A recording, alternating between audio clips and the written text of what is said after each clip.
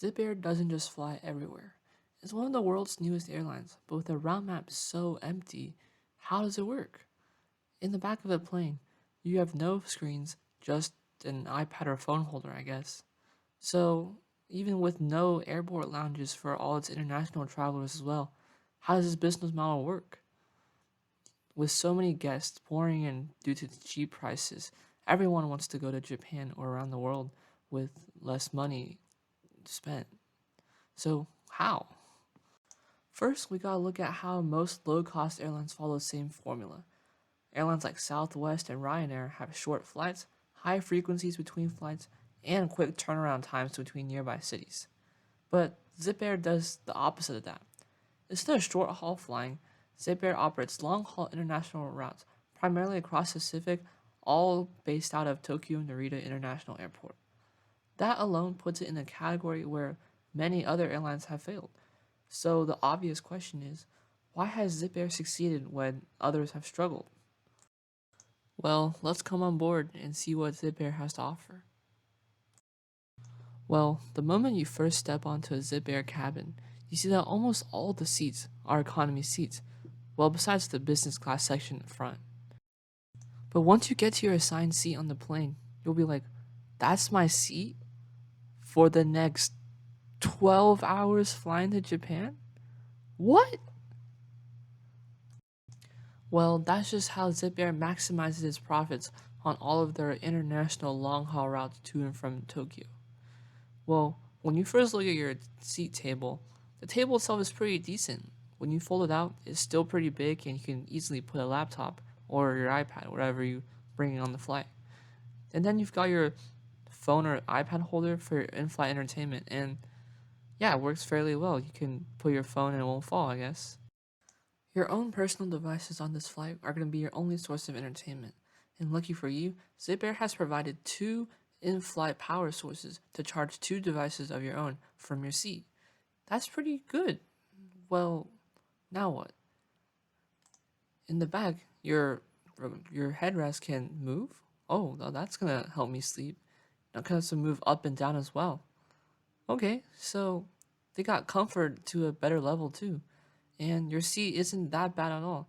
You got your arms have enough space, and your legs also can stretch out a little bit underneath. So the economy seat isn't that bad for a long haul international flight. So what else is there to do with ZipAir next? I mean, like, the plane is usually almost full for every single flight you're gonna take on ZipAir. So is this just a popular airline, or are people just coming here for the cheap prices? Well, that's how ZipAir maximizes profit as a long haul international carrier. Now, looking at ZipAir's seat map on their Boeing 787s, 272 out of the 290 seats on the plane are economy, while in the front, you only have 18 of these lie down business class seats. That's a huge difference in the number of seats compared between them. Now, another caveat to ZipAir's success is that their in flight meals are not part of your ticket, so you have to buy them separately. And here's an example of one of them. This is the chicken or beef or whatever. They're mostly Japanese dishes, but there are some Western ones as well. And the sizes aren't that big, but for the price that's worth on the plane, it can be pretty good. Since ZipAir removed all the in-flight entertainment screens on the back of its planes, it offers all of the guests on board free Wi-Fi. Wait, what? Free Wi-Fi? Well, when you have around 300 people using the same Wi-Fi on the plane, it can be pretty laggy. But once you get it to connect, it can make up for the lost entertainment from your screens, and you can watch free movies or shows that ZipAir already has on its website. There aren't really that many selections, but with the variety of different movies and shows it has, it can get you around half of your journey to Japan or wherever you're going on a ZipAir flight. So the variety is not that bad. Now, we just mentioned that ZipAir only flies the Boeing 787, but compared to its competitors in Japan like ANA, ZipAir's one plane only model can be very beneficial to saving cost for its company. And for all the international routes that it flies, it can play a very important role in maximizing their profit while decreasing the amount of maintenance that they need to do. And this is the main reason why ZIPAIR bases all of its flight out of a single airport, and that airport is Tokyo Narita International Airport. Well, there are a number of factors that have led to ZIPAIR choosing its base at Narita Airport. First of all, ZIPAIR is a Japanese-based airline, and Tokyo is the largest city in Japan. Meanwhile, the tourism demand for Japan in the past few years has steadily increased, with people coming from America, South Korea, Philippines, and Thailand visiting cities like Tokyo, Osaka, and Nagoya in Japan. And this drives the tourism demand and demand for flights to and from Tokyo. And along with that, ZIPAIR has to consider the tourism for Japanese residents going outside of Japan. And for example, Japanese residents have been going to Seoul and South Korea over the past few years, which is why Seoul to Narita was one of their first routes that ZIPAIR has ever opened. Now, besides flying to South Korea, ZIPAIR has expanded their routes to South Asia to countries like the Philippines, where they operate a daily direct flight from Tokyo Narita to Manila. And this accommodates the growth of South Asian travel to countries like the Philippines, Thailand, and the reverse way of tourists from Thailand and the Philippines going to Japan for travel throughout the whole year. This just goes on to show that when ZIPAIR evaluates a new destination, it looks for three core traits. First, a strong demand to and from Japan, including tourism, visiting friends and relatives, or business travel. And second is consistent year-round traffic, as seasonal spikes can't support long-haul low-cost operations. And third, an airport that can efficiently handle wide-body aircraft, like Narita Airport, where it serves as a major hub for wide-body aircraft for many different airlines. And this just shows how, by using Narita as a hub, ZIPAIR can successfully use this as an advantage to maximize their profits by running a few routes. But wait, what? Orlando? ZIPAIR recently announced a new route to Orlando, and we can see why they chose it.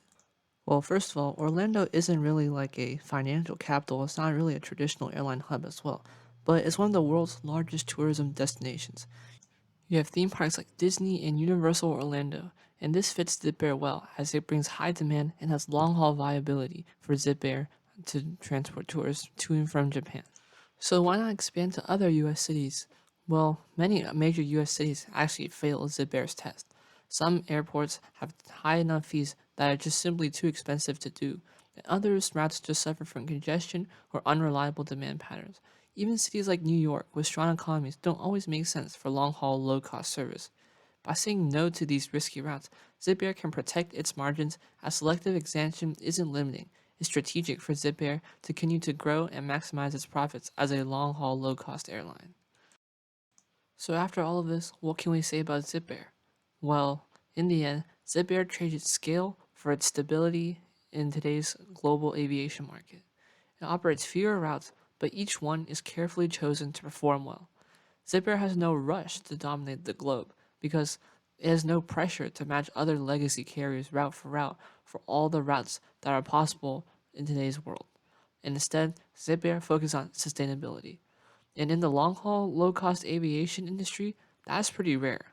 In fact, ZIPAIR is probably the only long-haul, low-cost airline that's currently successful and running a profit right now. So what's going to happen next? Well, in the future ZIPAIR routes will likely follow the same blueprint as all the other ones that I have currently right now. All routes will have to have large and reliable demand to and from Tokyo Narita International Airport. These airports around the world also should have manageable airport costs so that their cost spending isn't too high. And finally, it has to be a long haul distance that favors the Boeing 787's efficiency so that they can use their Boeing 787s to match that profit around the same world. By concentrating all of their operations at one single airport in Tokyo, ZIPAIR simplifies their crew scheduling, aircraft maintenance, ground handling, and logistics, as there's no complex web of connections, just long-haul routes of travelers radiating outward and inward to Tokyo. And for a low-cost airline, it means fewer moving parts, meaning fewer expensive markets. So the next time you're flying into Japan or out of Japan to travel across the world, why not consider ZIPAIR, the world's most successful long-haul, low-cost airline around the world? Thanks for watching today's video, and see you in the next one. If you liked this video, feel free to comment like, and subscribe. And if you have any questions, I'll do my best to answer all of them in the comments below. See you in the next video.